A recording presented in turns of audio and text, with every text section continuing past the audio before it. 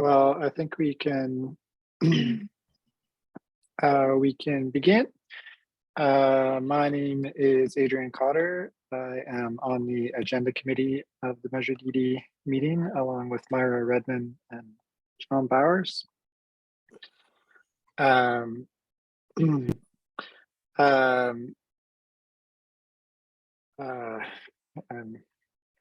forgetting everything today. As per usual, if you can try to raise your hands, it helps to use the raise hand feature, which I believe is under reactions down at the bottom. But if for some reason we're not calling you or you're not hearing, please feel free to come off mute and interrupt with your question or send a chat, and we'll do our best to monitor that. But it's a small enough group, so I'm not too worried about that today.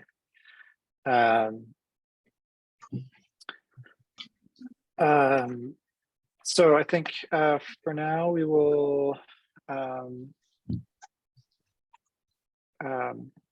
go to introductions, and then we'll do agenda changes and review of the minutes. So I will call you out, and if you could introduce yourself and what organization you belong to, that would be great. And I'll start with Sandy. You're on mute, Sandy, sorry.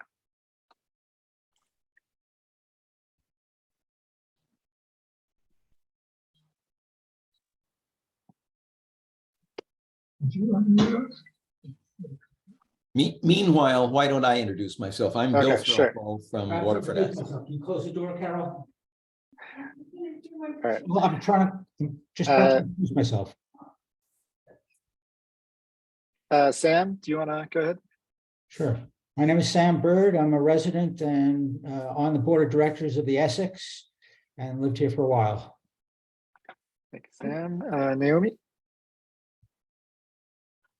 Hi, I am a longtime troublemaker in Oakland and have been a member of this coalition since its inception, and I'm on the board of Oakland Heritage Alliance, your local preservation group. Naomi. Sandy, you want to go ahead? Thank you. Sandy Threlfall, Waterfront Action. And I want to give my accolades to OHA for the Gertrude Stein Zoom lecture they gave as part of their program. I had no idea this woman was so deep. And thank you for being there. Stein is the Stein is the Stein. Myra. Myra Redmond, Agenda Committee, LMI. Bob Redmond, Chairman of the Essex CAC Board. James. James Van, Coalition of Advocates for Lake Merritt, and original member of the coalition. Lee Orrick. Lee Orrick, volunteer with the Lake Merritt Institute. I'm a resident of the lake and interested person. Welcome. Mandolin. Hi, everyone. Good evening. Mandolin Kadera Redmond, Executive Director with the Oakland Parks and Recreation Foundation, here with Hazel to support administration for the coalition and hosting their Zoom this evening. Thank you, as always. Hazel. Hi, Hazel Tesoro. As Mandolin said, I work with her at the Oakland Parks and Recreation Foundation. Thank you. Jenny. Jenny Gerard, co-founder of the coalition, and I'm so happy to see my comrades, many comrades in arms, many years, and also co-founder of, co-convener of the Lake Merritt Weed Warriors, now in its 13th year, and happy to be here. Happy to have you here. Terry. Terry Fashing, acting manager for the Watershed and Stormwater Management Division and the acting Measure DD bond manager. Thank you. Nancy? Yeah, I'm Nancy Forboard, and I'm the president of the board of directors of the Homeowners Association at the Essex on Lake Merritt. Ah, the Essex is represented. Welcome. John? John Bowers. I'm on the board of directors of the Lake Merritt Institute, and as Adrian mentioned, I'm on the agenda committee, and I am a recent contributor to the Lake Merritt GoFundMe campaign. Oh, I didn't know we had one. Yes. You have to share that on chat or something. Rick? Hi, Rick, another one of the old timers representing Bike East Bay. Q. Katie? Hi, I'm Katie Noonan, co-chair of Rotary and Nature Center Friends and a board member of the Lake Merritt Institute. Sarah? Hi, I'm Sarah Van Roo. I live at the Essex, so I'm interested in what's going on with the lake. I recently published an article in the Splash Pad News, the neighborhood newsletter, about the Lake Merritt Institute, and I became very interested in what's going on and met a lot of people who are on this call in the process of doing that. And I also do all the social media for the gardens at Lake Merritt. Great. David?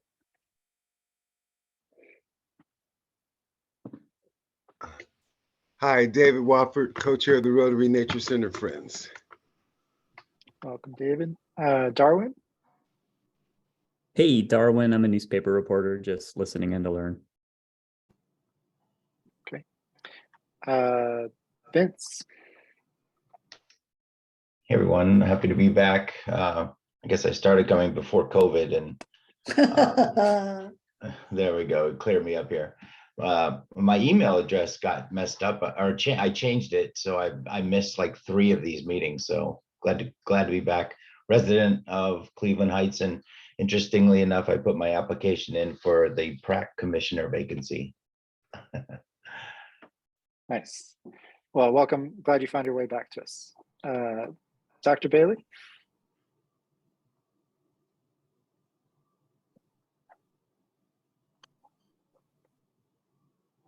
I will skip over to Stephanie. Great. Hi, I'm Stephanie McFadden. I'm a vice president of the East Bay Rowing Club board and happy to be here. Welcome. I'll just give one last ask for Dr. Bailey, and if not, we will move on. Billy, you're muted.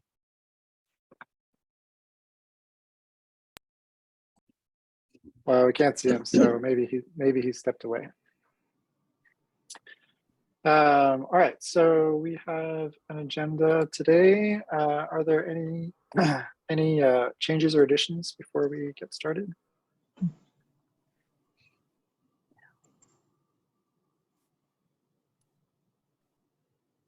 Okay, hearing no changes, we will move on. Has everyone had a chance to, those who are interested, review the minutes? Or any comments or concerns there?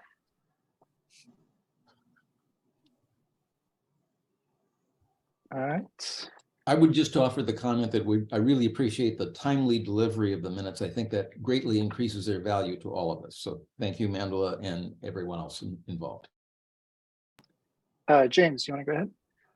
Yes, I really appreciate and want to thank those who prepared the minutes. Very, very good. And I also appreciated having them so quickly. So I'd like to move that the minutes be accepted. All right. How did we do that? Thumbs up if you want to accept the minutes. Hey. All right. I think that's a majority. My scientific poll. I think we're going to get to, I think we're going to get to the we had a bunch of tasks. There was a couple that were for the agenda committee that about the tagging of 311 and coalition to consider developing communities of all entities around Peralta Park. We have thoughts on, and we'll maybe come back to that later. Maybe we can discuss it a little bit if we have time later in the day. The first thing on the agenda is agenda committee elections. Oh dear. We have, I don't think we got any nominations besides the current committee, which is myself, John, and Myra, as stated before. Well, you're doing a good job. Thank you. Well, are there any objections to this committee going forwards into this coming year? I think we should ask if there are any other nominations. Sure. Are there any other people who would be interested in serving on the agenda committee, or anybody who wants to nominate someone else? Are you guys all willing to continue? Yes. Yeah. I think that was agreed at the last meeting. So I would move the election by acclamation. And I move the nomination be closed. Then I move the election of the agenda committee by acclamation. The seconds from Naomi and Sam. And I guess thumbs up for acclamation. Here, here. Here, here. I will just one additional thought. If anyone is interested in working on their facilitation skills, I've been the sole facilitator for a little while now, and it does stress me out sometimes. So if anyone was interested in facilitating on occasion, I would welcome. You don't have to do the whole agenda committee rigmarole, but would welcome the help. So doesn't that happen within the committee? Usually the committee kind of rotates the facilitation. But you haven't. Yeah, we have our reasons. So there's no way I can facilitate this meeting with Zoom meetings. And you're doing such a good job, Adrian. Nobody wants to follow your act. Yeah, I second that. Adrian does a fantastic job, and I think we're all happy with his services. Except Adrian. Adrian, this is David. I think you're doing a great job as well, and really appreciate what you've done. And as a former member of the agenda committee, I'd be happy to help you out sometime if you need. Okay, I appreciate that, David. Thank you. John, I seem to recall you chairing a meeting, and they did a great job. Yes. Well, I could certainly use the practice. All right. Well, with that passed, let us move on to the DD program managers reports, and I will hand over the floor to Terry. Okay, hi all. It's totally my fault that those updates were late, and I apologize. The gift of work keeps on giving at my work, and so I started at 7:30 this morning and worked till 6:30, caught a lift home so I could attend this meeting. It's been involved. There's never a dull moment. So I'm going to share my screen. Let's see. Let's see, how do I do this? Oh, here we go. Can you all see that? Yep. Hey, hey, yes. Okay. All right, let's move this thing out of the way. Okay, so for some reason, I'm showing you this from a PDF instead of the PowerPoint. Apologies, because it's not ideal. So I'm going to run through this quickly. Oops. Does this say 2002? Oh, 2002. That was the measure DD. I thought it was the Yes. date for a second. Okay, so let's see. All right, so these projects were completed and haven't had updates in a while, but they're kind of the most recently completed projects. So these projects we're not providing updates on. The last updates occurred and in the last meeting, and I apologize because I did want to provide an update on Estuary Park, but we will provide that at the next meeting. And I think what I'll probably do at that meeting is invite the project manager to come. And then for the study group, Bill Threlfall and others, I can provide you an update about my conversations with Chris Reed. I'm surprised to see that there is no update here. I think it was because people were confused that we had a meeting in February and they said, I just did this update. Why am I doing it again? And so I am seeing this now. Apologies. So these are projects we're not providing updates on. So moving on to this Tidegate operations guidance for the 7th Street flood control facility.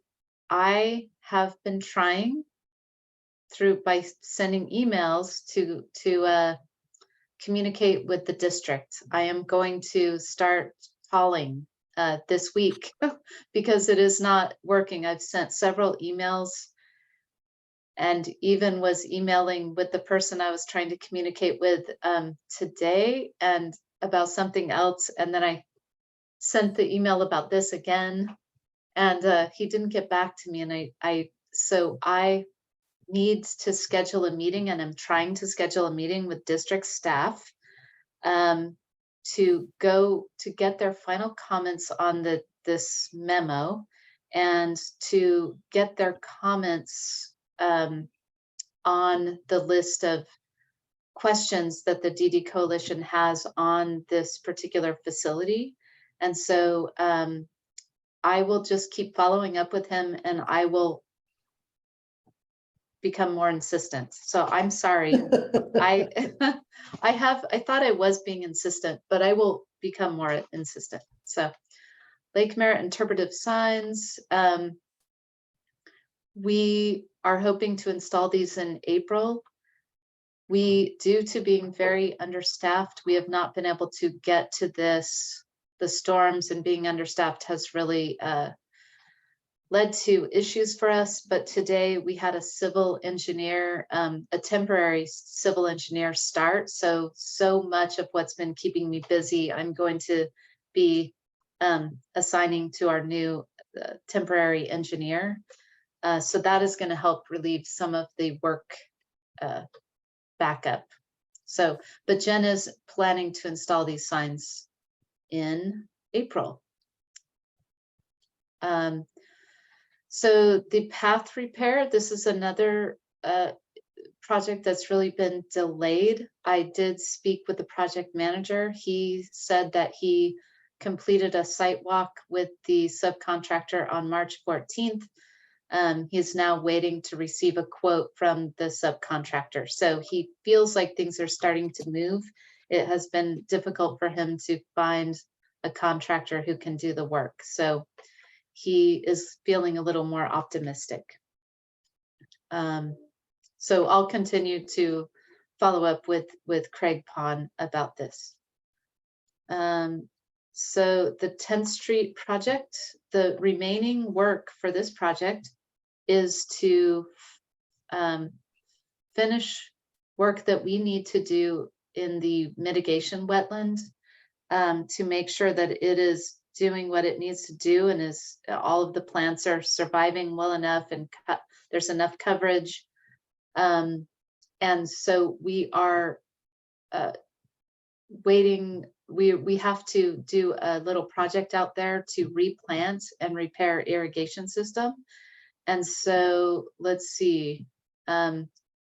This doesn't look like an update. U.S. Army Corps of Engineers confirmed and approved on 12/13/22 that the wetland delineation is okay as we detailed in a report. There have been ongoing communications, and it looks like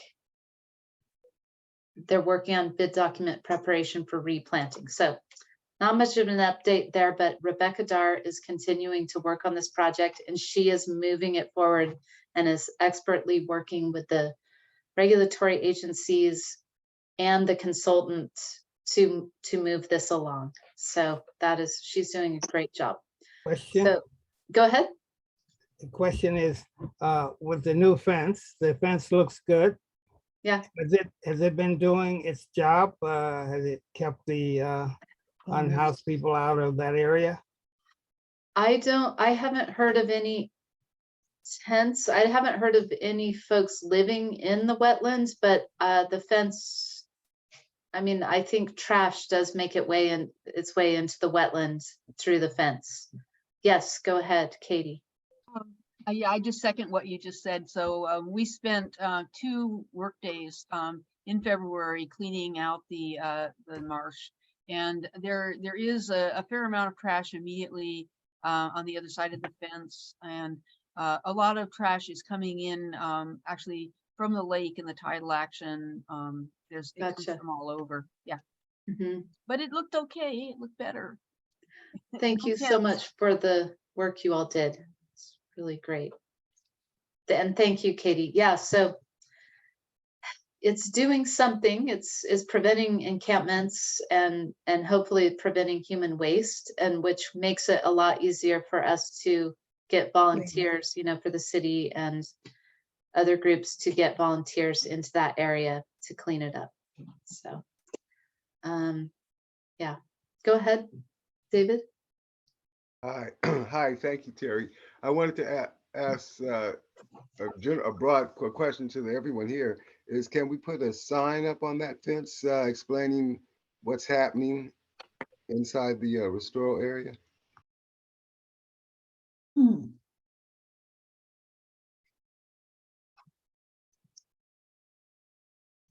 I didn't need an answer right this second, but to that. Okay.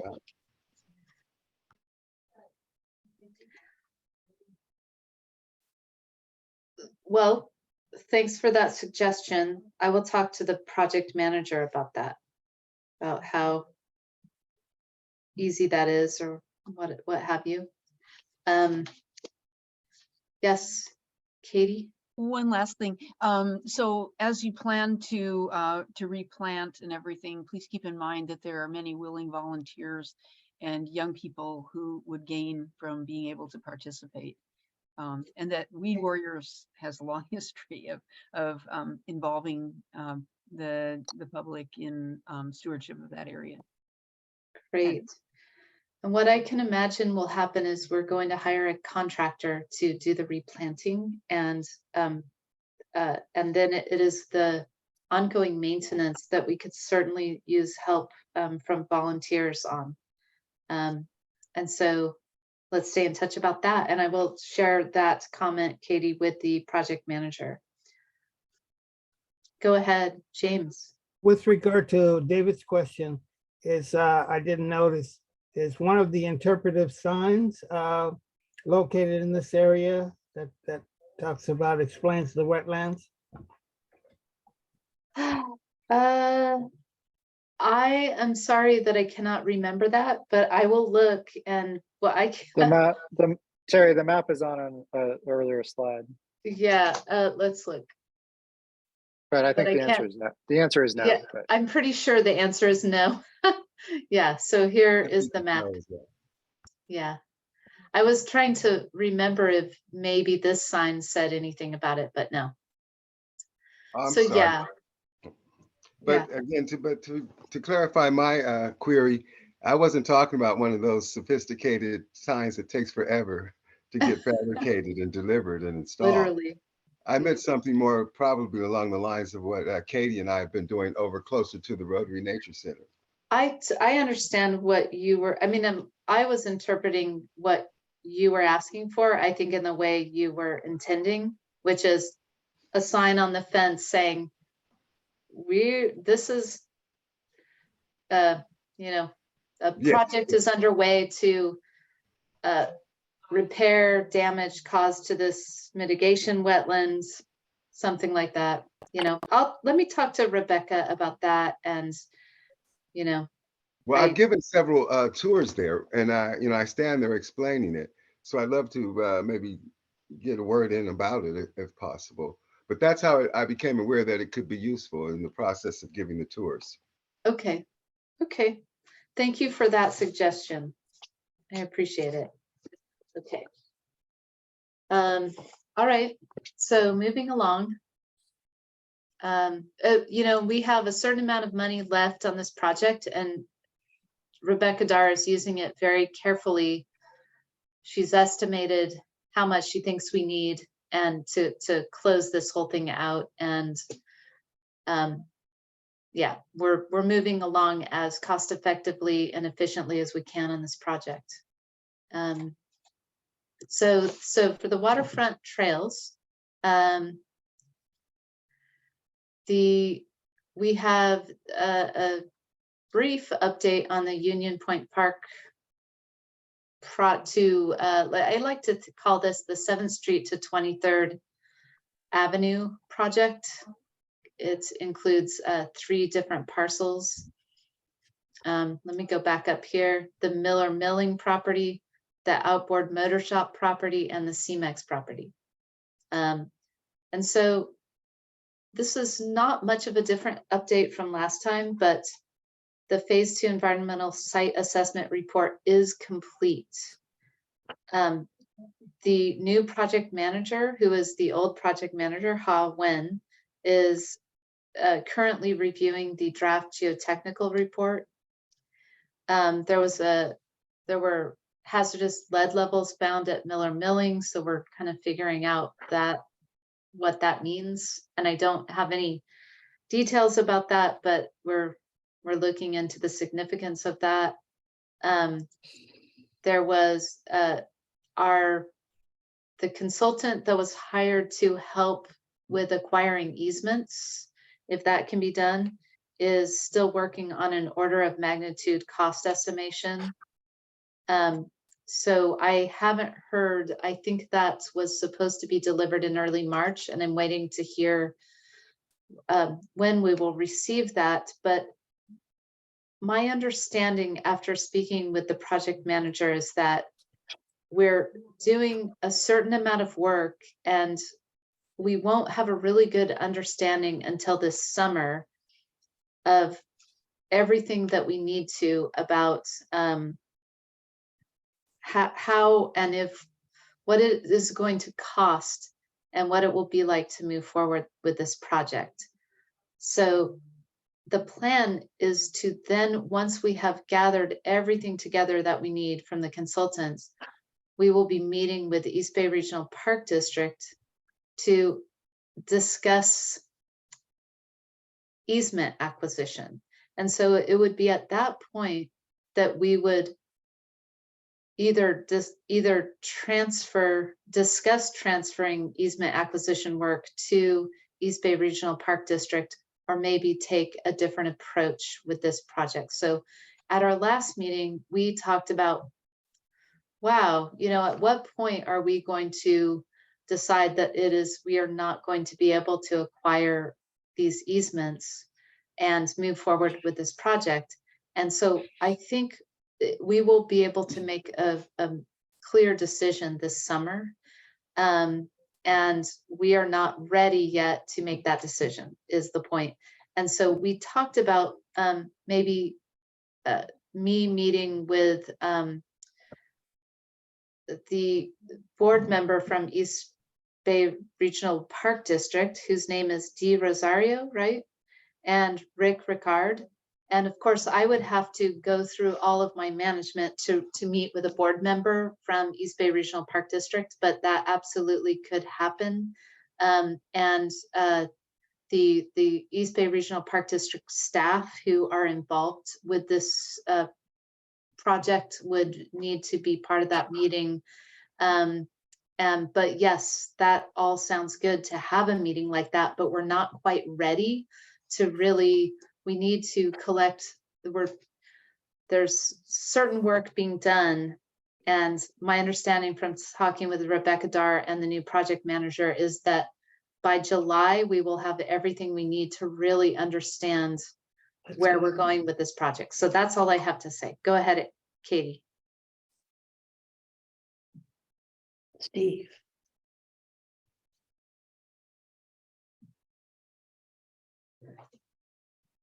You're on mute. I think she's trying to get off. I'm trying to take my hand down, sorry.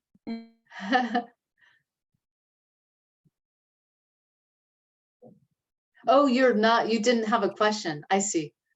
John. Yeah. I mentioned at our last meeting the possibility of looking into or considering the use of the power of eminent domain to unlock this property from what appears to be a bulky private property owner, or maybe a couple of private property owners.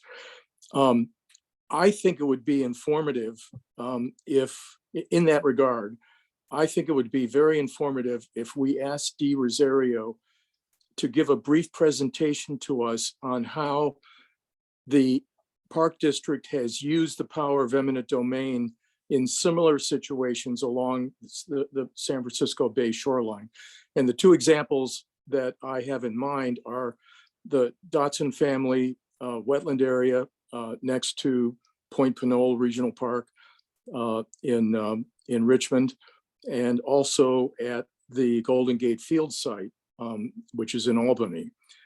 I think that presentation, that information would be extremely useful to us.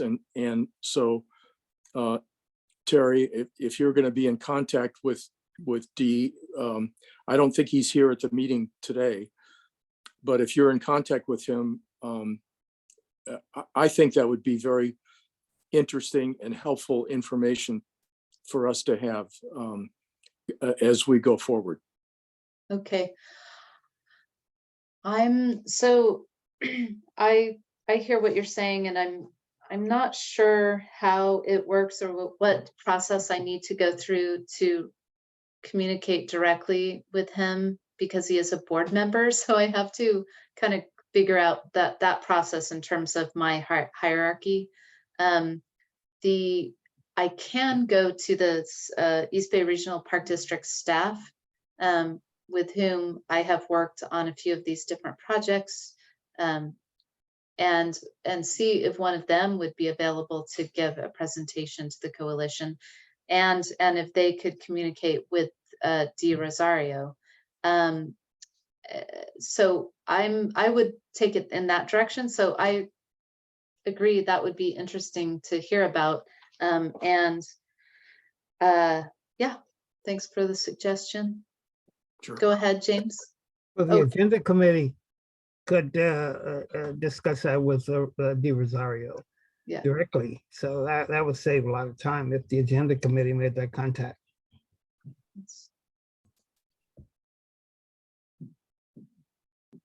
This is Rick. Can I jump in? Yeah, please. Yeah, Dee and I have worked together very closely on this for almost forever now. I'm sure he'd be happy to be involved with that. So I don't think you need necessarily to go around him with the staff to reach him. I'd be happy to reach out. He's not at this meeting, but he normally does attend. I'd be happy to reach out and let him know what's going on. And perhaps he and I could talk with you, Terry, and we could take it from there. Okay. And I will touch base with the staff at the district and let them know that there's this request out there. I know that one of the people who I've been working with is in the real estate group and probably was involved with both of the cases that you brought up, John. Who is that?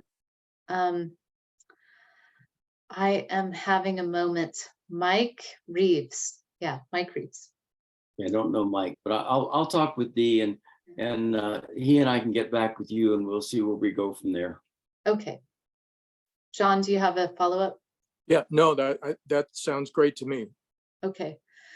Yeah, this is a real tricky project, and we have spoken with district staff about how, you know, at some point it would make sense to possibly transfer easement acquisition work over to the district. But again, like I said, we're not at that point yet. We want to see what our findings are and then have some internal meetings and then, yeah, take the next step. But certainly any input from Dee Rosario sounds great, and from district staff. And yeah, this is a really tricky project. So moving on to Park Street Bridge. This one's on hold. This is not a good update. This one, we already knew this is on hold because it is this project, the 7th to 23rd Avenue project that needs to be decided, because we can't do the Park Street trail connection without the 7th to 23rd project being a sure thing. So because the Park Street Bridge project needs a place to land, and that would be at the Cemex property. So without that, we can't do this one. So that one remains on hold. And then I just provided this update because one additional update for you all is that I have to give a waterfront trails update to the Public Works Committee, and I'm giving that to them on April 11th. And that is, you know, the Public Works Committee of the Oakland City Council.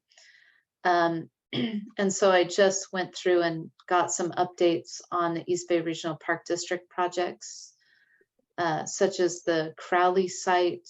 So here's an update on that I got recently, which is East Bay Regional Park District is working with Port of Oakland to develop the trail with original DD funding set aside for use to build the permanent trail. The project is in preliminary design, gathering site info, and they're planning to apply for some USDOT funds and raise program funds for the trail extension. Let's see, for the Gallagher and Burke sites at 344 High Street, they are in the preliminary stages of assessing project feasibility. And Hanson Aggregates, I think it's also called Home Dock Properties, the district is continuing negotiations with property owner regarding trail easement. So not much in the way of updates, but I did obtain them, so I thought I would provide them. And then the Cortland Creek project has the Cortland Creek Restoration Project. The tree removal is completed, and bids are due for the construction contract on March 30th. We're going to council for this project on, I think, April 11th, but we're doing Public Works Committee on April 11th, and then council later that month. And construction we're going to try to begin construction no later than early July. It's a real tight fit. We're struggling on this to make progress, but we are making good progress and are very excited to start construction on this project. The project manager, Jennifer Stern, is doing an incredibly great job. So let's see, Glen Echo Creek Restoration, the beginning of this presentation said we did not have an update on it, but here it is. We don't have an update. We're still in a bit of a holding pattern until we get staffed up, but we will be doing more work on this project in September, October. So that's all I have on that. Let me get back to the agenda, which says updates on the CIP process. So I think you have a hand from Naomi. Oh, go ahead, sorry. Naomi. Just a quick one. I happened to have an exchange with Dee Rosario about the Crowley site. Okay. And he did say that there were some toxics issues and that they were trying to address those. But Okay. apparently they'd found toxic material there. I don't know how bad it is, but that it just seemed like an issue that I thought I would mention. Secondly, the reason I was reaching out to him is just something you might want to have on your radar, which is that the city council in its wisdom a couple of years ago thought it might be okay to revisit the billboard ordinance. And I am trying to get into whatever legislation changes they make to the billboard ordinance, a provision that will not allow billboards along that stretch. Because if there was one thing John Sutter repeated over and over and over again, it was that is the only place where you could see the water from 880 all along the coast here. And so I will probably be sending everybody a little note about this and asking you to write in to your city council person when the time comes, which should be in April. Thank you. Thank you. Okay. Okay, so I wanted to be further along with this than I am, but here it is. These are the projects that are from the wish list that you all had, and with one thing added, which is the Lake Merritt Water Quality Management Plan. I mean, this has had a number of different names, this project, but this is the project to improve water quality in Lake Merritt. I submitted this project with other CIP projects for funding. It will just show up as an unfunded project. It doesn't have funding matched to it. So at our last meeting, we talked about the possibility of using Lake Merritt Restoration Water Quality category funding for Lake Merritt water quality improvements. And we decided, and then I got feedback from the coalition that much time and effort was put into thinking about the other projects on this list. And so we just wanted to be very careful about making sure that how the remaining funding in Measure DD is spent, that is that the coalition's input is considered, and that we don't forget about these projects that are proposed by the DD coalition. So what I'm doing in this table here is simply listing the projects that could be funded by Lake Merritt Restoration and Water Quality category. And these are the projects that you all have proposed in your wish list. And these are in order of how they were scored using the city's, the council adopted prioritization approach. And so these projects were prioritized. I submitted them through the CIP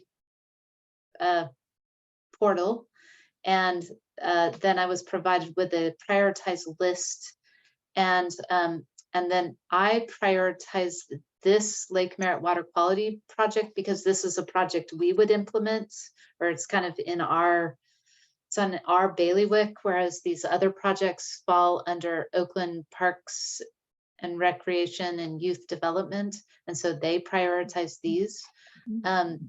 And I didn't put the scores in here yet because this is still draft information until it goes to council and is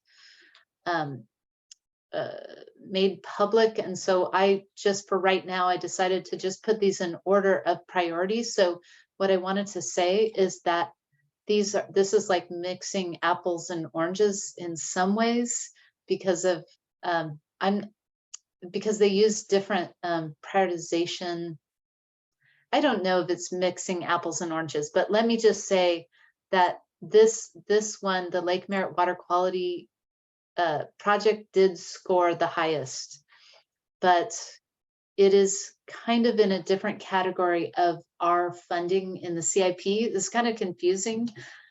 So I'm not doing a good job of explaining it, but in measure DD, these all would fall into the same category. So I will just say that it looks like we have about 1,500,000 in remainder funds in this category. I'm still working on these numbers. I want to double check everything. I didn't have time to meet with our fiscal person after she really did a ton of work on this huge spreadsheet, and I need to sit down with her, which I will do very soon, but I do need to sit down with her just to make extra sure that this is how much money we have to work with until we sell the Series D bonds and get additional money.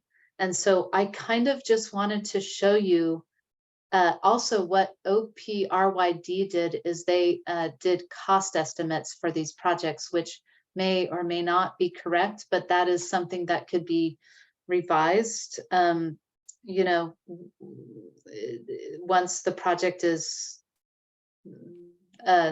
becomes a project and is assigned a project manager, and then the reality of the project cost estimate would be determined. And so I just wanted to show that we have all of these projects that have a certain cost to them, and we only have a little bit of funding left. And I wanted to see, have a little discussion with you all and see if what your perceptions are. Like I said, this is the list you all gave to me. This is in order of priority, how these projects were scored using that equity framework.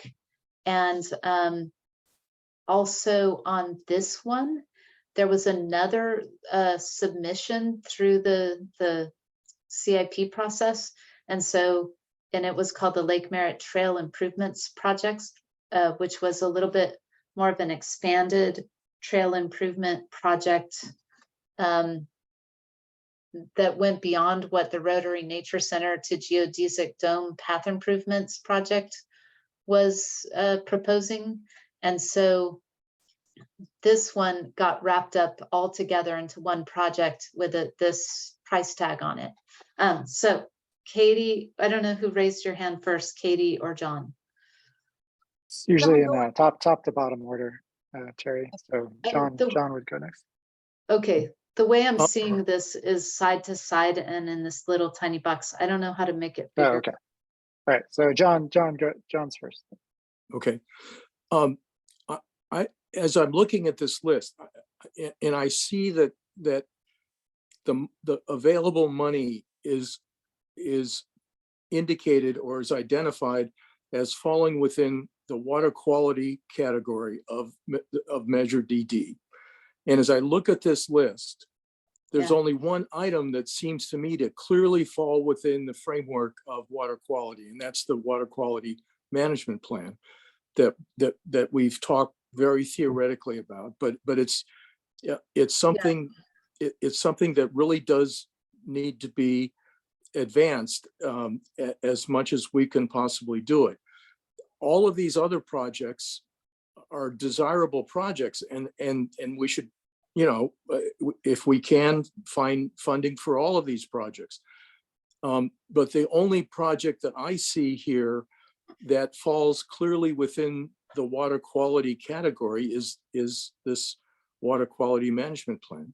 So right, I hear you. And one thing about this funding category, it's Lake Merritt Restoration and Water Quality category. And I think when I was looking at the Measure DD bond language, there are subcategories. And so this is actually a question that I have is, do we need to, it seems like we can spend this money in any of the subcategories, but you can't spend this money in any of the other DD funding categories. That's what my understanding is.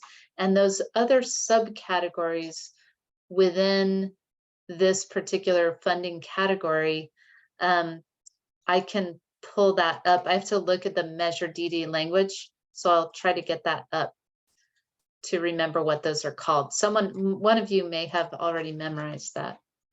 So does anyone remember those other types of projects? Like, well, I can look it up in a second. Hang on, I can find it shortly.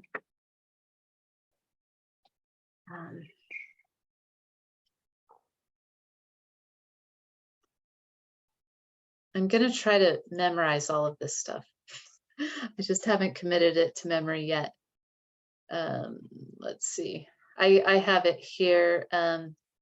Water quality, recreation and youth activities, park restoration and access. And so I think when these projects were envisioned, I assume y'all were thinking about these different subcategories, right? That is correct, yes. Yeah. Well, this $1.5 million applies to a broader category of potential products than just water quality projects. Is that what I hear you saying? Right. It is and what I haven't done, and this is what I need a little more time to do, is to see how we did, like, apparently, well, if you look at the bond language, there's a certain amount that was allocated for water quality and a certain amount for recreation, youth activities, and then a certain amount for park restoration access. And I haven't looked at how much did we already spend in each of these subcategories. And I don't know if that's important. I don't know. I don't think the bond language makes us adhere to those amounts, or maybe it does, and that's something I need to check. So does Katie or Adrian or John?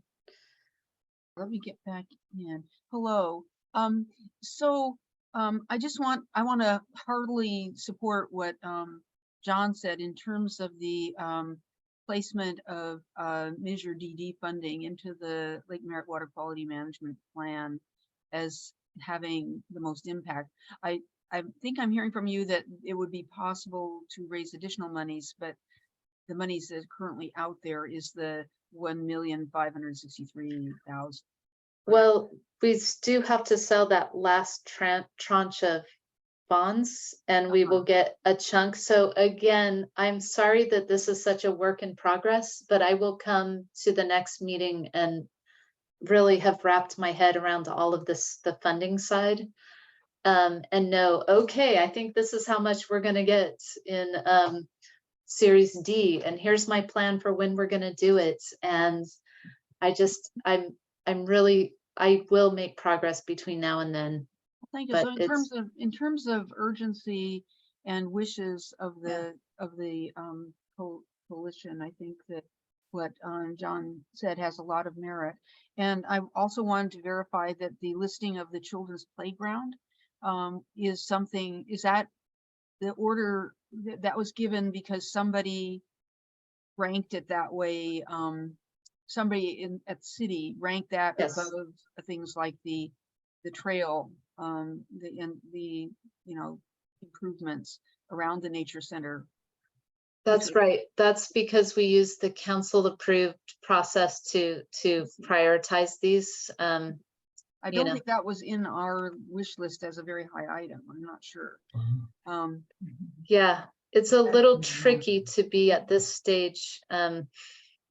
Going through our CIP process, and given that these projects were envisioned so long ago, and but we made the decision that we wanted to put these projects in the CIP, and then that's how they got scored because of that, how that scoring process works. So each of these was then put in by Measure DD Coalition by the watershed department. That's right. And it was very, we all worked on it together. There was a little subgroup of us where we had a big spreadsheet, and I worked with a few of you, Adrian and Mike Perlmutter helped with this, but we got these all together. I sent it out to a subgroup of the coalition to add information to it. I can share the spreadsheet. It's just this spreadsheet that we used for entering it into the public portal as part of the CIP process. And then I entered all of those, but I got input from all of you as to how to describe these. And then that spit out a list of projects, which is this project. And then I resubmitted those through the internal. It's kind of a lot. I've learned there are two portals. There's internal portal and the external portal. I entered all of these in and just answered all of the questions in this portal. And then that's how they ended up being scored because of how I entered them in. Yeah. You were mentioning that various, like the amounts and presumably some other descriptions and things were entered into by OPR and YD and particularly in that area. So yeah, OPR YD did the cost estimates, but we just, you know, as collaboratively, the community coalition and I really did the describing of the project so that they would go into the portal to be scored. So I feel like I had the coalition behind me all the way in the way that we put these into the portal. So it's just the way that the scoring process works, you know? Yeah, I saw 2 children. Hey, Katie. On those Katie, cracks. Yeah. Katie, could we give a chance to some other people to speak? I will turn off my mic now, but thank you very much, Terry. Thank you for your hard work. I know how difficult this is. Thank you. I think I was next, but so I'll have to say that I have a little bit of dismay to the idea that everything would go to Lake Merritt water quality management plan, given that it's taken me an effort of 3 years to get these things in the CIP at all. Yeah. I do support, like I really do want water quality management things to happen. But I guess I would, before we make any decision, I would really like to know what that further tranche of money is, and then the Series D money might be. And then secondly, I know there's other efforts to get money for the Lake Merritt water quality management plan. And I know you thought the chances of that were low, but if you're working on anything else, I think I would like to sort of see that effort go a little bit further before we commit all of DD money to it. Gotcha. That's my thoughts. Myra? I just want to recognize, excuse me, Terry for working with us and, you know, for finally getting this up there in the CIP process. Adrian, you said after 3 years, and it's in there now, right? Permanently. So as money becomes available, we now have these projects acknowledged. It will be, it hasn't been approved by council yet, but it'll be, I mean, you know, it's not over till the council votes on it in June, but yes. Well, I just want to thank you for being so cooperative with us to get this done, because, you know, I think Adrian has worked long and hard on it, and, you know, so at least it's there in black and white for, you know, so far. Right. Well, and I thank Adrian and all of you who have worked on this. So thank you. Who's next? I'm not sure who's next. Naomi.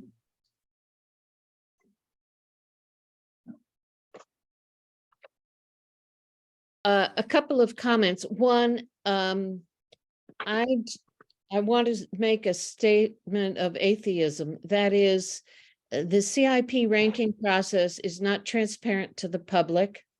We can't tell how things got scored. And my experience in a case unrelated to Lake Merritt at all, it was very disturbing in that regard.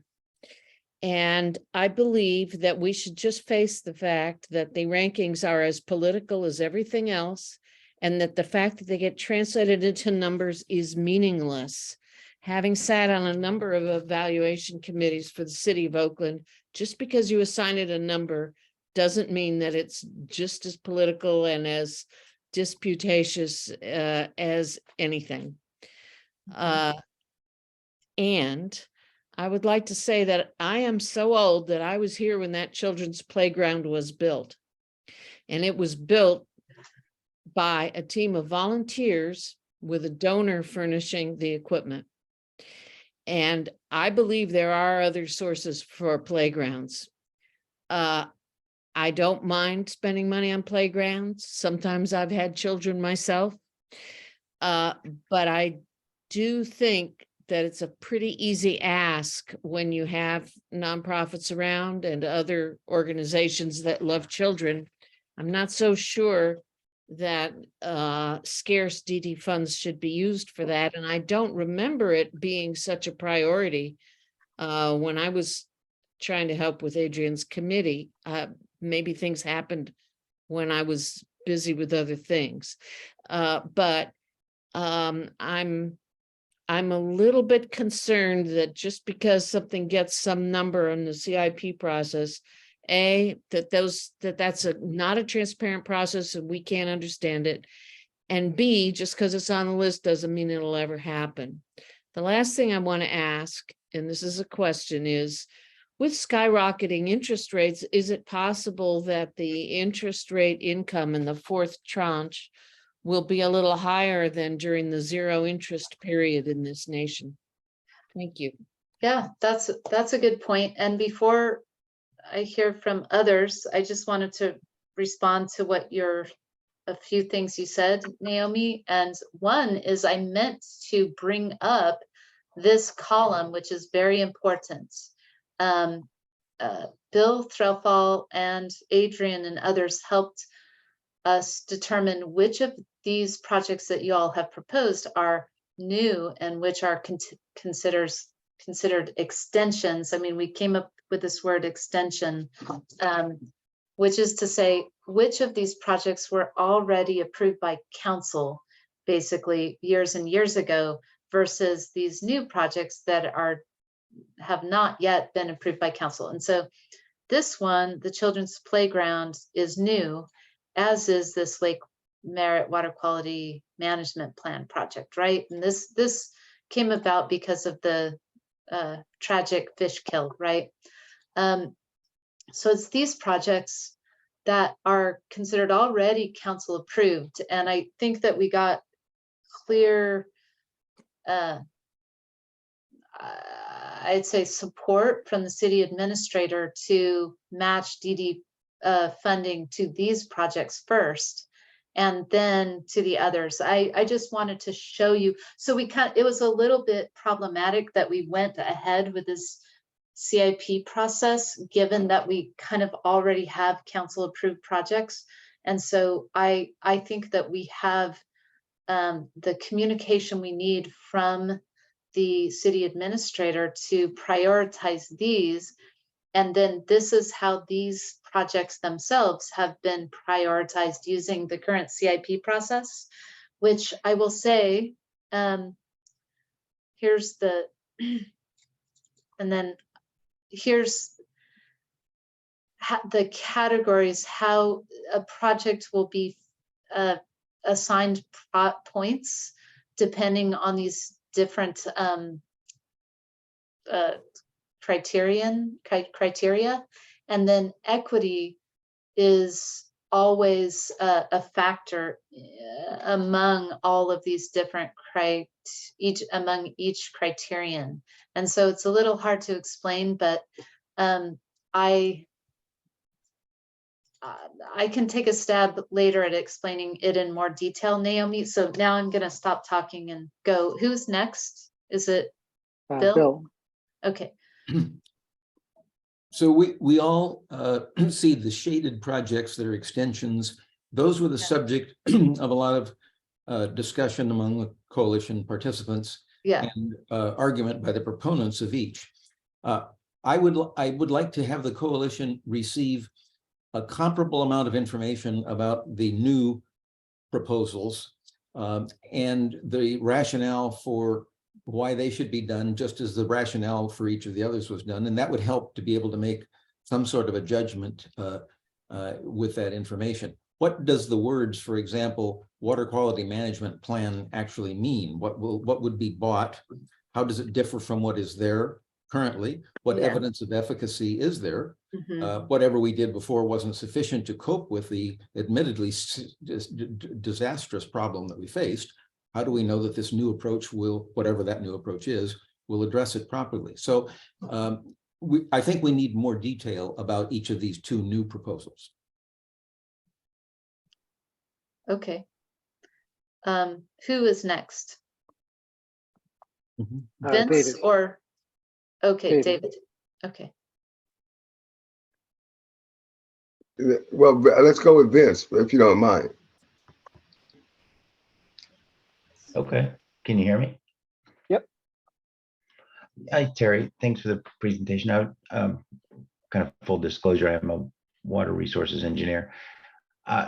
Wouldn't the Public Works Department administer your MS4 permits and for the city and create a stormwater management plan that would include a water quality management plan for all watersheds, including the two that go into Lake, or all the ones that go into Lake Merritt, which would mean that the funding wouldn't necessarily have to come from Measure DD money. It would be from managing your stormwater permits. There is almost no money for managing our stormwater permits. The city of Oakland does not, the city of Oakland residents or property owners do not pay a storm drainage fee. I know. I live in the city of Oakland, the city of Berkeley, and I pay that on my property tax bill, but that is not something that is funded in the same way in the city of Oakland. And so we do not have a lot of funding. We do have some Measure Q funds, which we will be using for some work on improving water quality in Lake Merritt.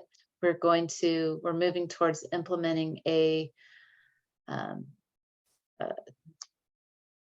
pilot project. So our hope is that we we're thinking 2 locations where we will install either an aeration device or an oxygenation device. So 1 aeration device maybe and 1 oxygenation device in specific locations in Lake Merritt. We're hoping to do that this summer. We're working on that. We're doing water quality monitoring to inform where we would put those devices. And I am proposing that we use our funding allocated through Measure Q to pay for that, for this pilot project. But that has not fully been decided. But we do get a certain amount through Measure Q, and we could use it for that. And so I'm hoping that we can. And we also have these Measure DD funds. And then the other funding that we get needs to be stretched in many different directions. As far as the Lake Merritt, I don't really like the name of this project. I think I'm the one who wrote it, maybe, I don't know. Lake Merritt Water Quality Management Plan. What we're thinking of for this project is that it would be ongoing water quality monitoring, and we would be looking at different treatments to improve water quality in Lake Merritt, such as installing more aeration or oxygenation devices, maybe doing some like planning a dredging project, maybe doing a study in collaboration with the East Bay Mud, looking at can seagrass in Lake Merritt Channel do anything to reduce algal blooms, and that's kind of like a really brief description of what that project would look like. So Vince, it's very focused on specifically reducing or keeping reducing the number of harmful algal blooms and improving dissolved oxygen in Lake Merritt. So it's kind of a project that focuses on that. And as far as the permit that we do need to comply with, we do comply with that permit. And we are doing our best to improve or to protect water quality in Lake Merritt, but it is a difficult process. And this fish kill has shown us that it might be, because of algal blooms, it might be really a good idea to look at the possibility of installing better aeration devices and oxygenation devices in the lake. Sorry, that was a long answer, but I may have answered your question. And more. Thanks, Terry. Yeah, Okay. very comprehensive. I was going to ask about the other measures as well, Q. So Yeah. thanks for, yeah, good answers. Okay. So David, are you up? Well, my question is procedural about the process. So I would like to go last if I can. Okay. John. I just wanted to make a point with regard to the city's compliance with applicable regulatory requirements. Lake Merritt has been listed by EPA and by the Regional Water Quality Control Board as an impaired water body under the Federal Clean Air Act for the last 20 years. And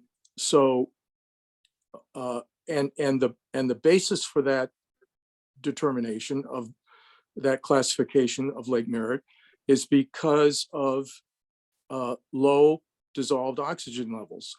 It was precisely low dissolved oxygen that caused the fish kill. So we see a physical manifestation of a characteristic of the lake that has been out of compliance with applicable water quality standards for at least 20 years. So that's the first point I want to make. The second point is that I think that a case can be made for classifying water quality improvements as being an extension of a category that is specifically identified in Measure DD. Measure DD lists water quality, and it specifically lists water aeration devices. And I realize, aeration relates to the question, the property of oxygenation and dissolved oxygen in the water of the lake. So I think you could make a very persuasive argument that this water quality management plan should be listed as an extension of a category that is in Measure DD. It's not new. Right. I agree with you that it's totally eligible for this funding. And I think the exercise to kind of say, is this a new or an extension of a project? It's like, my understanding was we were trying to say, what were the specific projects that were approved by council? And then these wish list projects are either new or extensions of those projects. And we didn't analyze this one in this regard. And as I'm looking at the language in the bond under this category, it says, under this water quality category, it says,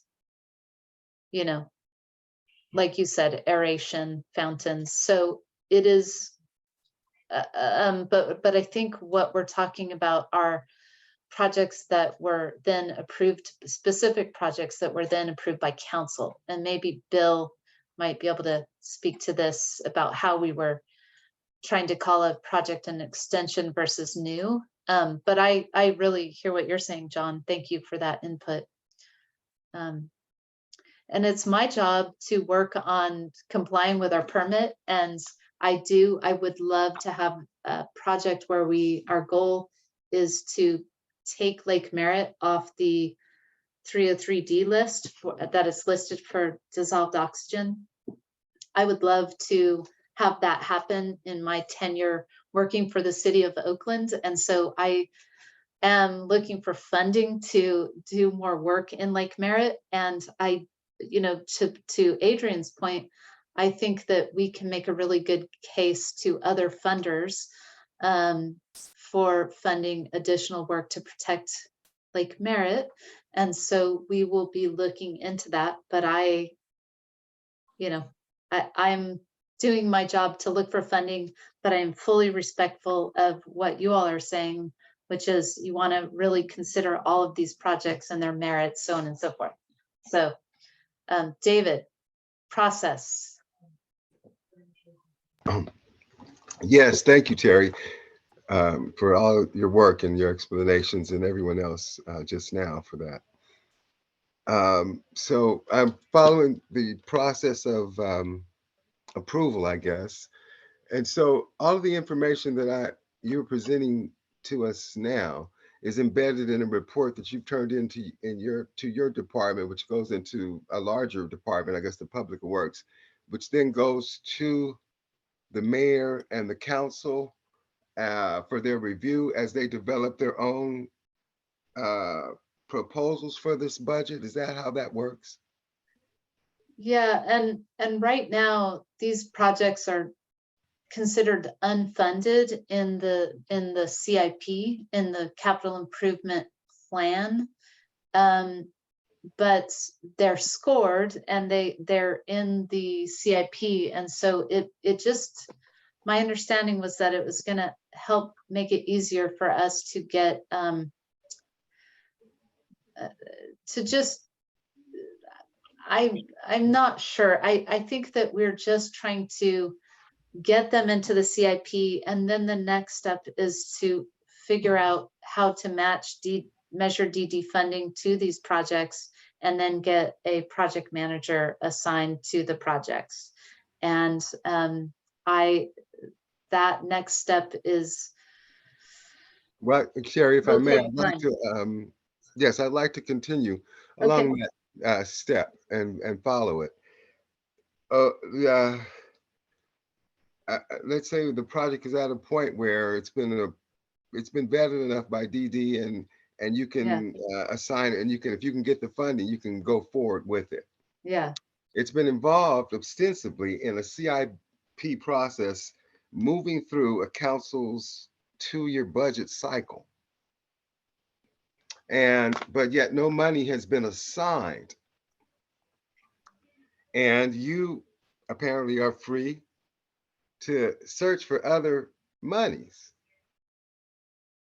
And so you were talking about that a number of things, but one of the things you mentioned that the other funds need to be stretched.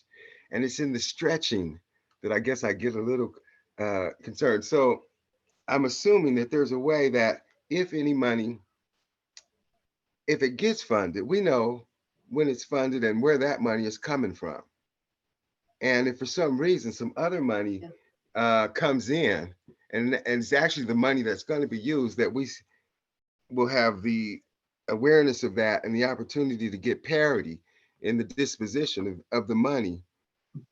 And I say that particularly, I don't know the timing of it. I know the timing of the council's budget process, but when for example, like the Inflation Reduction Act, which as it goes through its process and monies become available for states and cities and counties. And then I would imagine the city itself and your department would be going after monies. And if the monies, like here with the Measure DD, fell within the certain categories, that you would then apply for it. And then if you were awarded it, you would, for example, come back to a group like this and say, well, we finally got the funding for that project, and it's able to go forward. And as a member of this group, I would be excited and happy. And here's my point, is that I'm still trying to understand it clear enough, though, to be able to recognize the appropriate use of the funds in terms of the type of categories, like in my case, equity and environment. And in this case that I'm referring to, and just not lose, and then feel somehow satisfied, as if we weren't already engaged in a process with existing funds for some time. And then this other money could have been just for more additional projects. Forgive me for wandering in terms of a question. I think the initial question was just more guidance on the process of where the ball is at. as it moves through. Right. Well, I am also learning about the CIP process. And so what I don't know. And so once these projects are, I don't know if anyone else is going to be matching any funding to these projects in the future.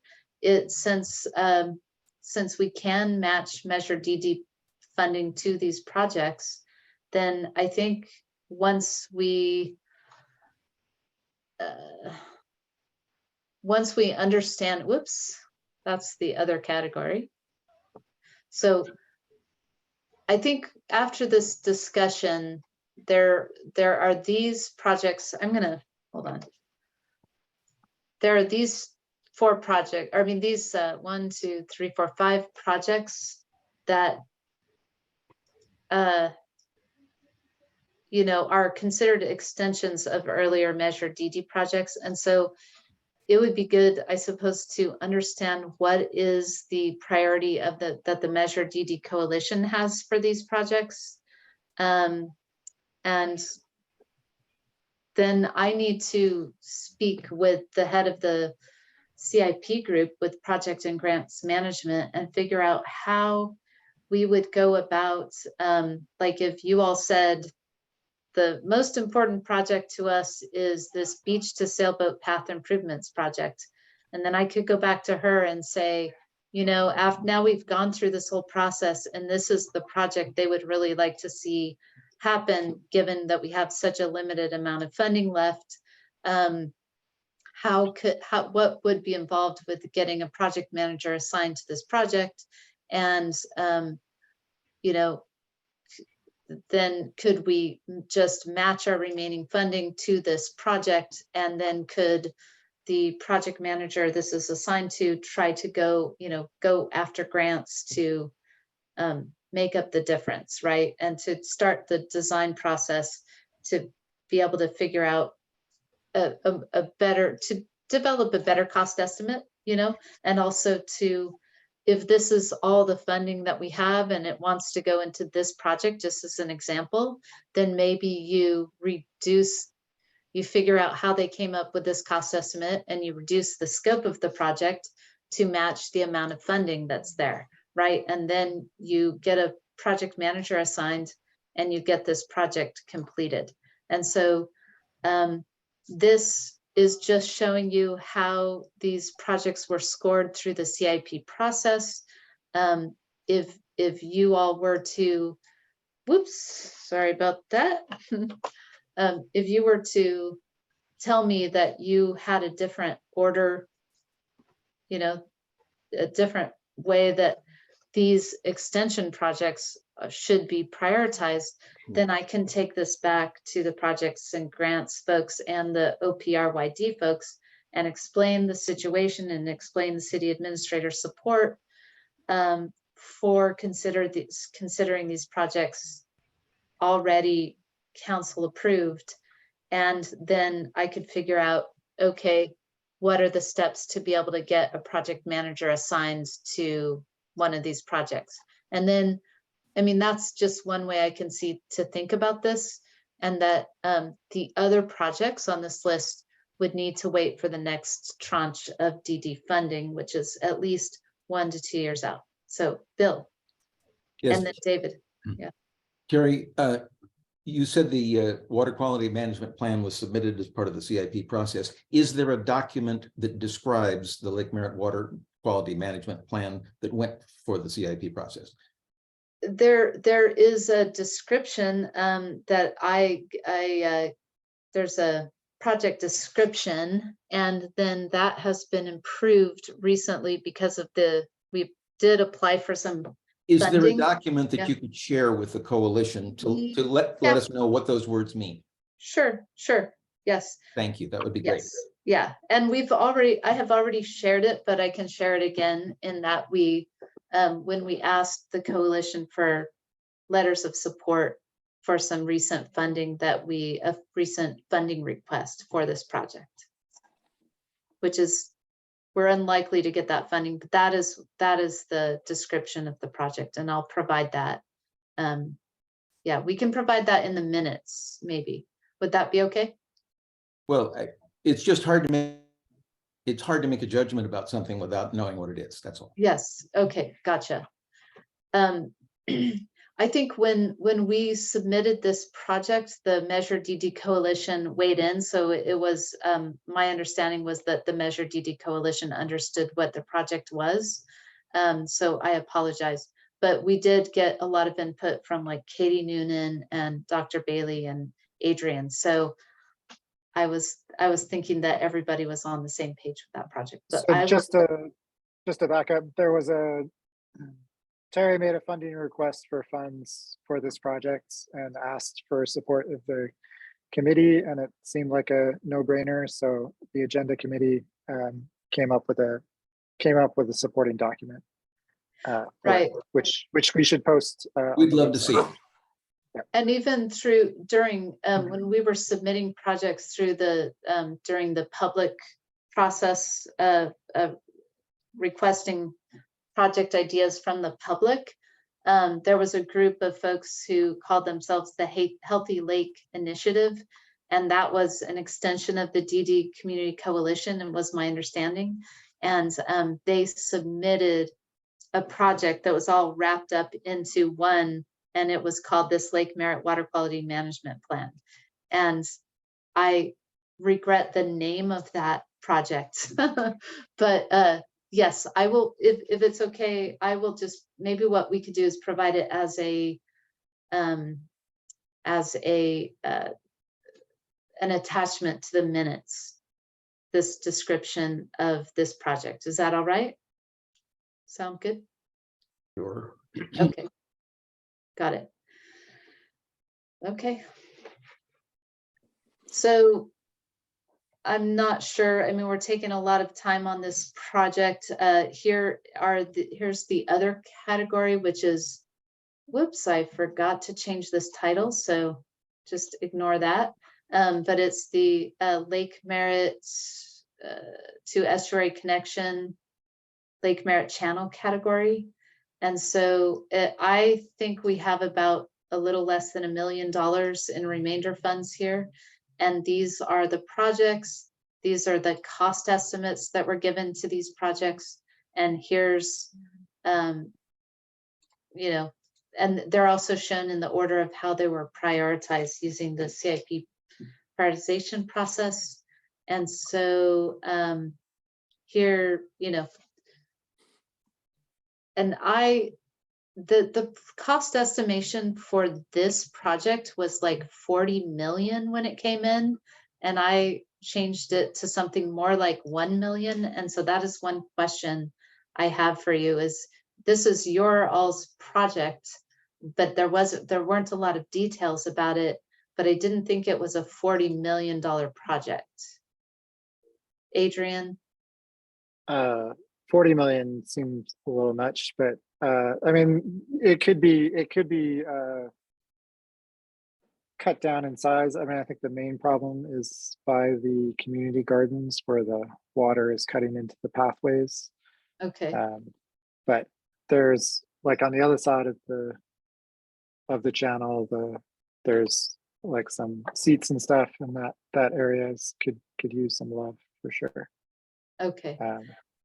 Right, so more work would need to be done on the defining of these projects, but these are these projects, and this is the amount of money we have. And so again, I need to make good progress on the, you know, selling the final tranche and getting more money into all of these different categories so that you know, these projects can have a chance of moving forward.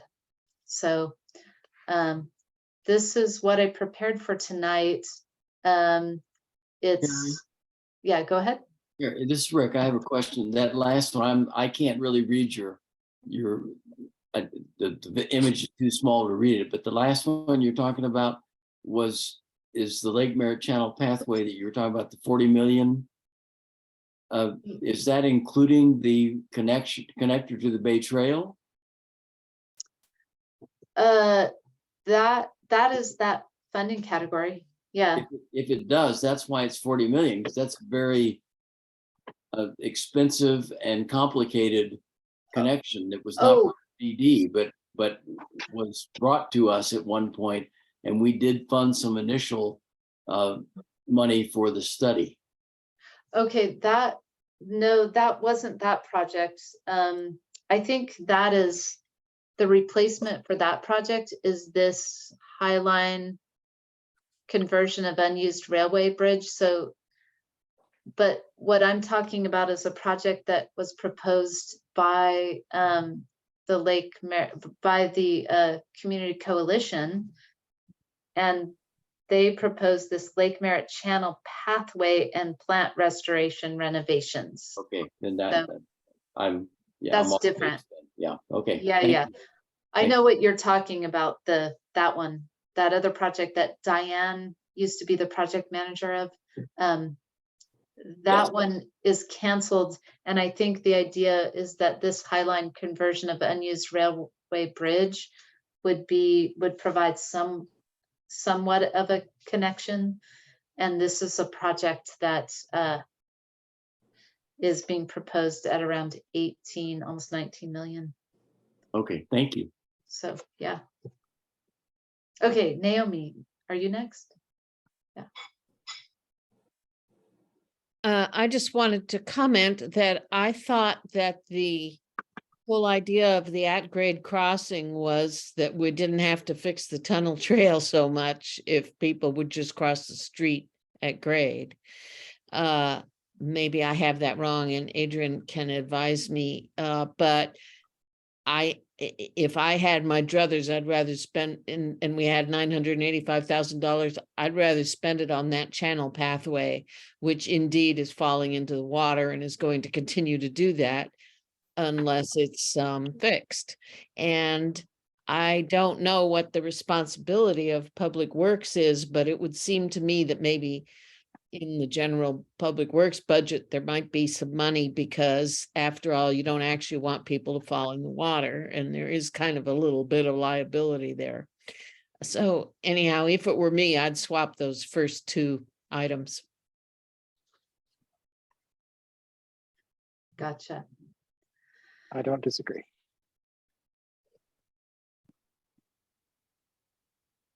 Okay, so big take homes that I'm getting is I need to go back and ask about how these are prioritized, and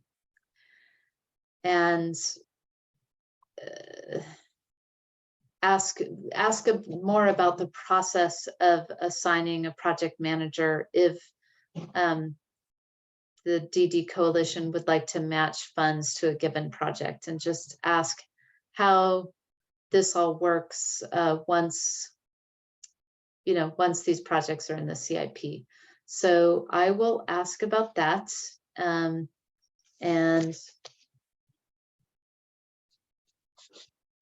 yeah, and I'm sorry, this is a very, this is a problematic process in that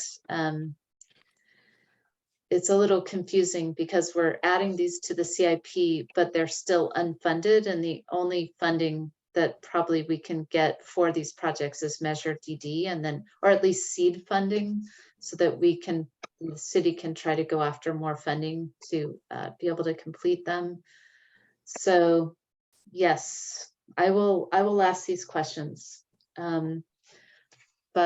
And also I will provide more information on this Lake Merritt water quality improvement project.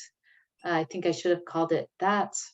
And any other questions on this? Nope. Okay.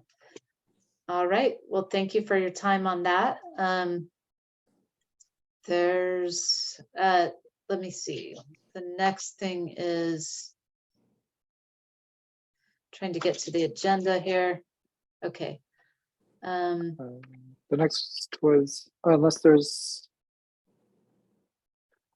staff expenditure reporting. Yeah, okay. will go over that. I don't have more on the 7th Street Tide Gate Operations Manual.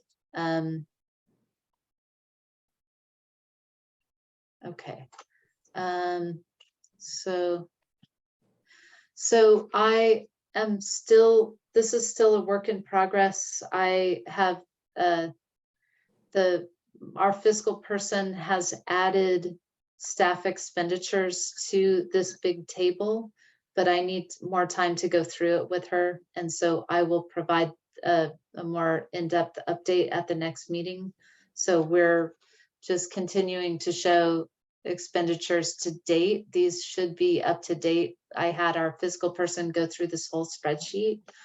But when I was going through it, I realized that I really need to sit down with her and ask her a bunch of questions so I can make sure that I fully understand what has happened over time. I need to really dive into this. The fact that we have hired a civil engineer so that all of my, every time we've just had so many urgent storm drainage issues come up recently that my job has been very consumed by the engineering side. And so luckily I'm going to be able to forward all of those emails to the staff person. And it's been several months like this, and actually several months last year as well when our civil engineer was on paternity leave. So I am ready to hand it all off to him so I can get back to work on my big workload. So I am sorry, this is all I have right now.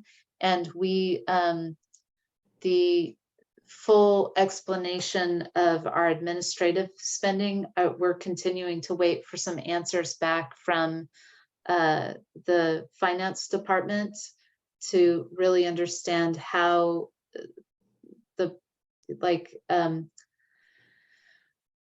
the when the bond earns interest, like the process that is followed for using 5% of the interest for administrative to cover administrative fees. And so I'm just continuing to learn about the whole fiscal side of this. And so this is the report. I don't have any updates for you that goes beyond what I provided last year. I will just say that we are really updating the spreadsheet, getting all of our actuals in there, and I'm working with my fiscal person. She has put into the spreadsheet, like I said, all of the staff expenditures and overhead. And one question I have is, it is a lot of work for her to put that information into the spreadsheet, and that was requested.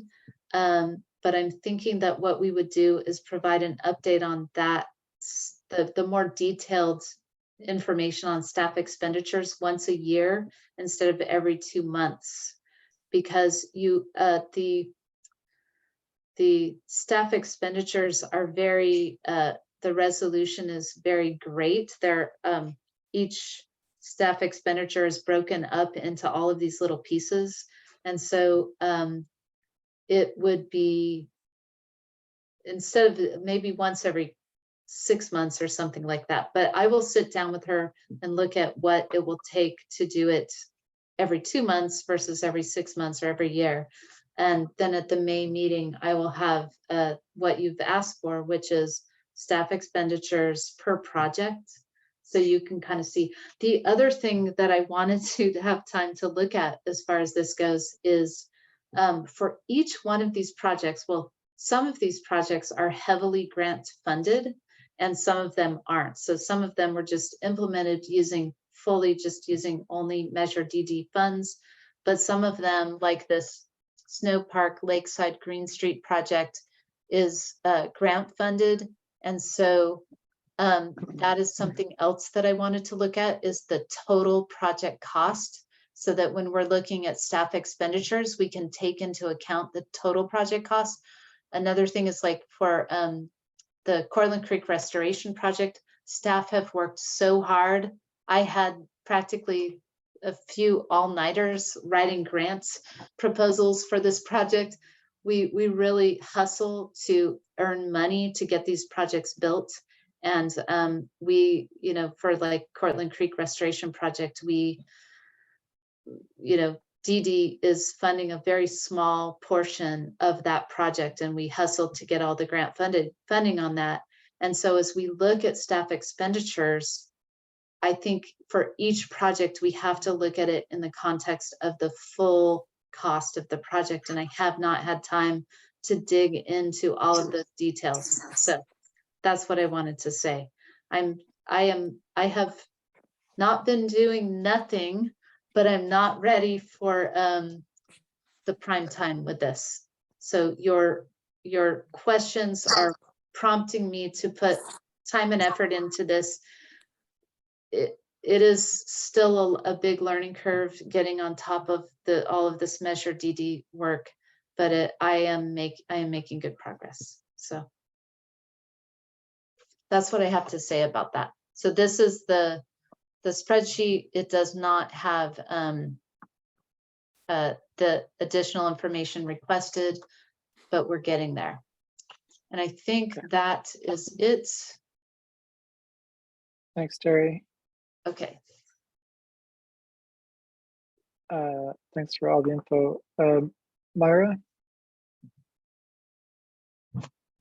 One more question. I see here that the 7th Street repair, Terry, you were going to check on the warranty for. Oh, okay. I'm sorry, I did not do that.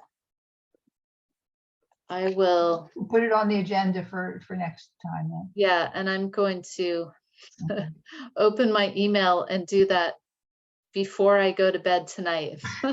Tomorrow will be fine. Well, you got to get it done when you're thinking about it.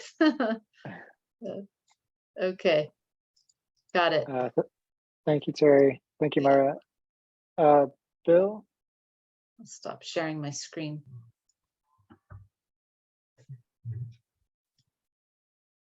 Okay. Bill's going to present a little on Estuary Park.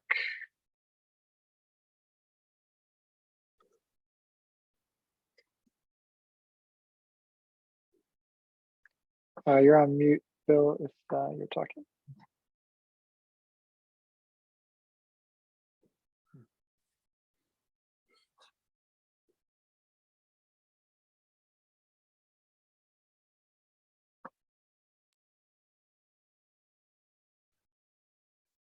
Okay. Are we restored? We are, yes. So I asked Chris just to send an update of any milestones that had been accomplished. I see we've got 3 minutes, so oh, I'm sorry, 7 minutes. We're in good shape then. Any milestones that have been accomplished since the last time we'd had contact. And she sent along this document. And it was attached to the agenda, and I had sort of intended just to say, well, there it is, read it. But let me make a few comments about it. The portion at the top, headed under the first underlined heading, is showing a bunch of procedural steps that are necessary for the plan to be able to advance. And I'm not sure that they're of terribly great interest to us, other than to know that it's perking along. But the upcoming milestones, in particular, those 3 highlighted in yellow at the bottom, I think are of great interest and should be the subject of further discussion. Let's look at the first one. Work with the DD bond manager to confirm the budget for the remaining project design, permitting, and construction. This is of Estuary Park. That's what we're talking about here, is the Estuary Park plan. So basically, this is saying, well, how much money have we got for Estuary Park? Of course, there's a lot of uncertainty here for not only the reasons that Terry was talking about in her previous presentation, but also because it's not clear what other projects within bond section 2 are still going to be funded. For example, we'd understood that the High Street crossing had been dropped from the DD responsibility, and it's being assumed by the Park District as an overland crossing. That certainly will make more funds available in that section than would have been the case had that not been dropped. So there's a certain amount of uncertainty about the available funding, and that constrains the park design. The second one worked with OPW management to confirm, and then the last part of the sentence, the scope and direction for the project, what's going to go in the park. We have a pretty good sense from some of the documents that have been presented, but that scope seems to have changed a little here and there. And then the third, and I'm particularly pleased to see this, an intended milestone of working with the design team to consider a phased construction approach.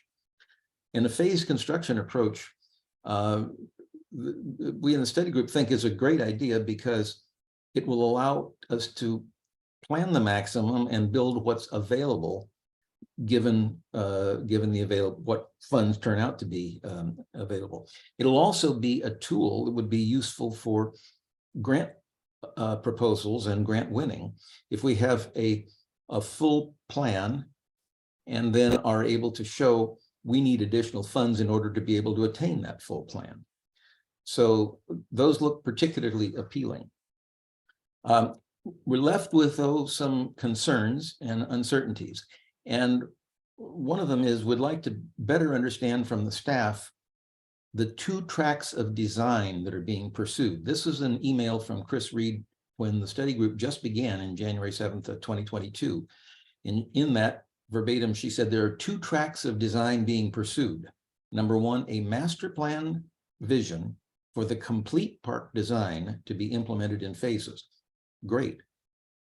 And number 2, a phase 1 project design. That's the specific project that is now in design. We'd like to get greater clarification of where we are on those 2 tracks of design, where we are on the master plan for the complete park design and where we are on the phase 1 project design. We've had a little uncertainty because the documents that have been posted online are sometimes labeled as a project and sometimes labeled as a master plan. Second concern, we're kind of wondering what happened to the master plan, the September 21, 2022 master plan draft that was posted on the city's Estuary Park project webpage. It has disappeared. And so that kind of raises some uncertainty about, well, where are these plans and how's it going forward? And then the third, there was a public engagement process organized by the planners to solicit community priorities for the park and its features. And while this is probably a little too small for you guys, I'm unfortunately unable to make this. Let's see if I can drag this. No, I guess not. This is something that, like, here's James. Some of you participated in this process, providing input about the features that we thought should appear in the park. Not everything that was in the product of that public engagement process is turning up in the current plan draft. So the question is, how will those community priorities that are not included in the current plan draft be addressed? This is the plan that was until very recently on the city's webpage for Estuary Park. And this is the results of the community plan, the community priority meeting. It was a combination of an online survey and the face-to-face meeting that we saw in the previous photo. And these features were ranked in order. And then they're kind of detailed over here in the picture on the left.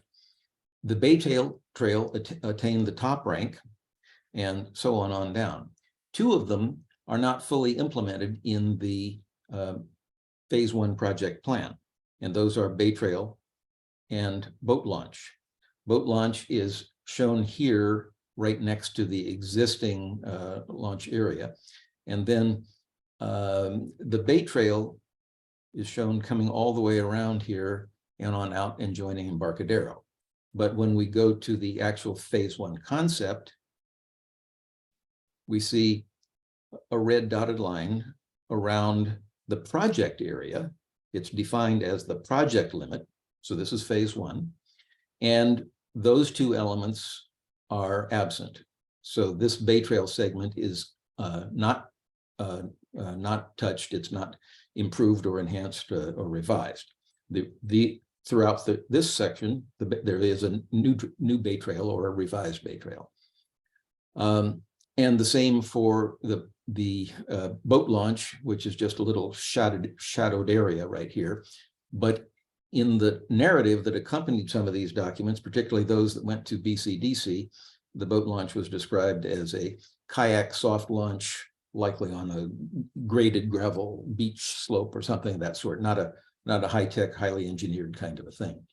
So we're just wanting to know in the planning process, how will those elements that were community priorities, but are not included in this current plan draft be addressed? And notice the elements below them, which were of lower priority or lower priority, are in fact included in the plan. So those are the three concerns that we have. But if we take it back to the, come on, Bill, take it back to the beginning, I think we're optimistic that a design that includes a phased approach can be used to address all this. Now, Terry, if you have any light you can shed on any of those questions, what happened to the plan that's disappeared from the web page, or what can you tell us about the intention to consider a phased approach? That would be helpful. Obviously, if you're going to bring Chris in at the next meeting, that would be helpful as well. Can you tell us anything? You're still muted. I invited her to the next meeting. She took the plan down because she's making some revisions to it to make it more clear. And so the project area is going to show up differently. It's going to show the project, the Estuary Park project, the current project. It's going to show it as a project, and it's going to have one page that is called the master plan, which will show a future area, a future project, which may or may not be able to be funded by Measure DD, depending on how much money we have in the future, because of the Series D. But the area where there's the JLAC building, and where we have the bay trail in that section, and where we have that boat launch, proposed boat launch, and the soft launch area, that is going to be shown as not a part of this project. And it would have to be something that would be considered in the future, and the extent to which it's discussed, it will only be discussed a little bit, and the overall document is going to be focused on the project. I should stop talking now and let Chris come and speak for herself at the May meeting. And but basically,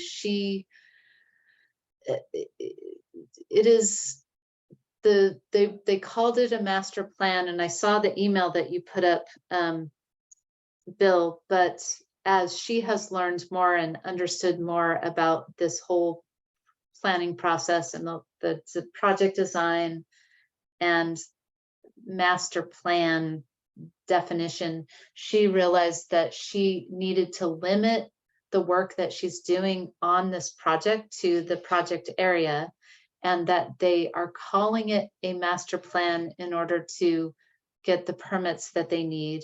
And so she's just pulling this back and trying to make things more clear, to show that the work that the work she's doing is only on this project. And there's a little bit of planning that has been done for a future project in the other part of the park. But she is focused on just this one area. And when you said that this thing about confirming additional design and geotechnical work, scope, and direction for the project, I think she's referring to this area down here where the grant is covering down next to the shoreline area. And so based on the studies that are being done, they may have to, the geotechnical work that's being done is going to determine the scope of the shoreline work. And then the grant we received for the shoreline work will provide some funding to do some very high level planning for the other portion of the park, which is where the boat launch is proposed and next to the JLAC building, and where her project is not doing any work on the Bay Trail in that area. So because that area of the park requires so much study, and there's so many issues with needing to raise the whole area up because of sea level rise, and because there wasn't enough funding, there isn't even enough funding for the Estuary Park project quite yet, but to involve the JLAC building was making things more complicated, I think.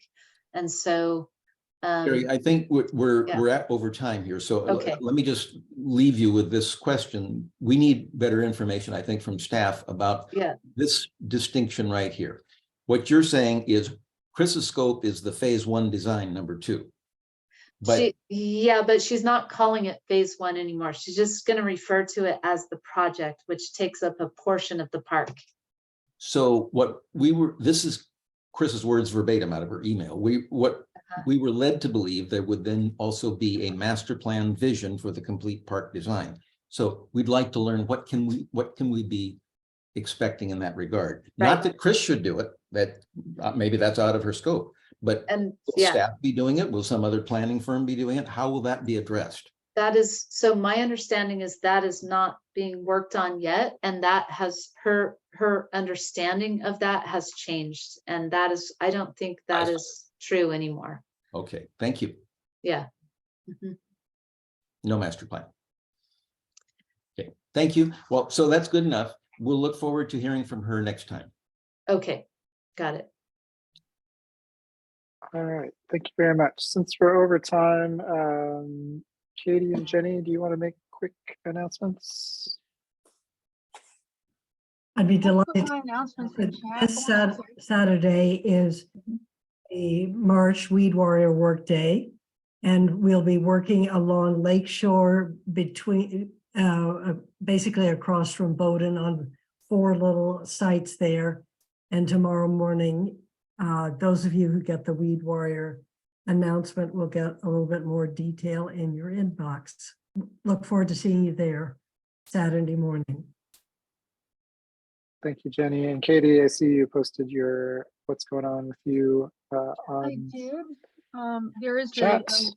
There's the link to the public portal for the Lake Merritt Institute buoy. There, if you'd like to take a look at what the buoy is seeing in terms of water quality. I don't know if anybody put in the link for the GoFundMe. If I can do that right now, if you'd like. Go ahead. Yeah. Has it already been put in? No. Okay, then I'll just put it in for those interested. Great. Adrian. Yes, David.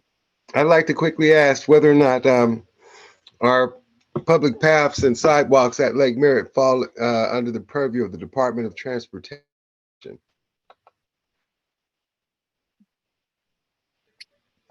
Is that that's not a yes or no answer? Sorry. You're asking me? Yes, Terry. No. I don't think so. And I will confirm that, but I'm pretty sure that the answer is no, because when I went through the CIP process, that came up. And they said, no, that falls under Oakland Parks and Recreation and Youth Development in terms of them being in charge of that asset. And so they're the ones who kind of organize and plan projects in that arena. There are a few that do fall in their area, so I will get back to you on that. So yeah, for instance, that one project, the Highline project, I think that would be a DOT project. You know. Great. So action items. Myra, did you have a list? I have a list as well, but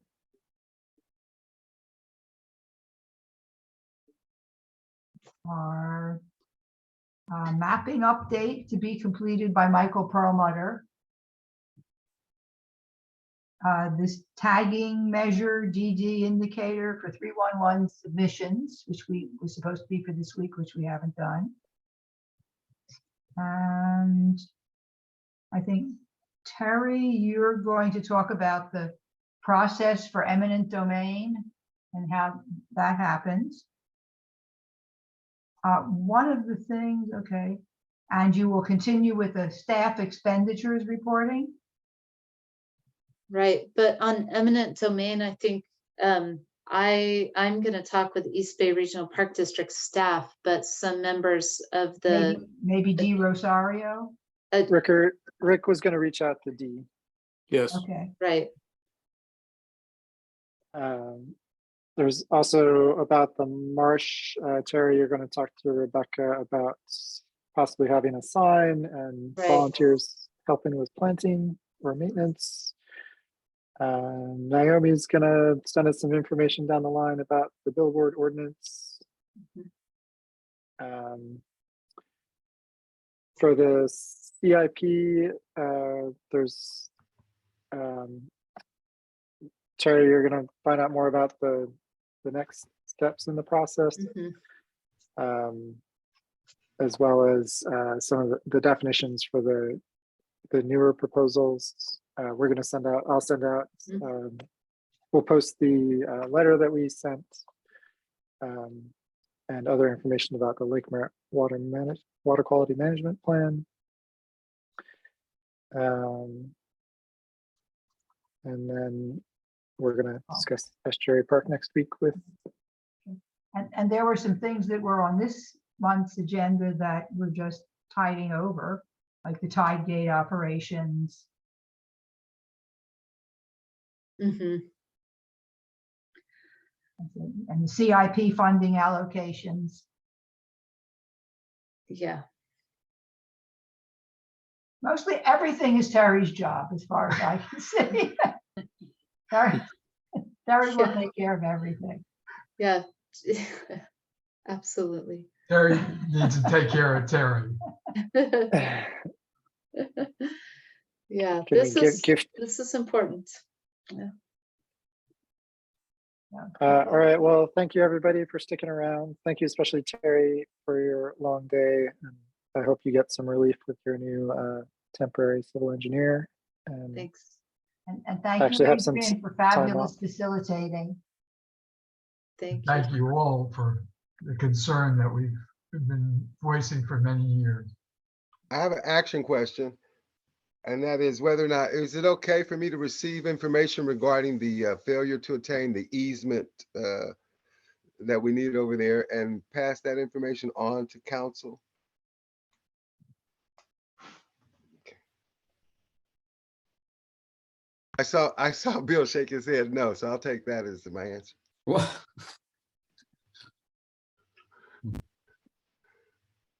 yeah, that would have to be a coalition decision.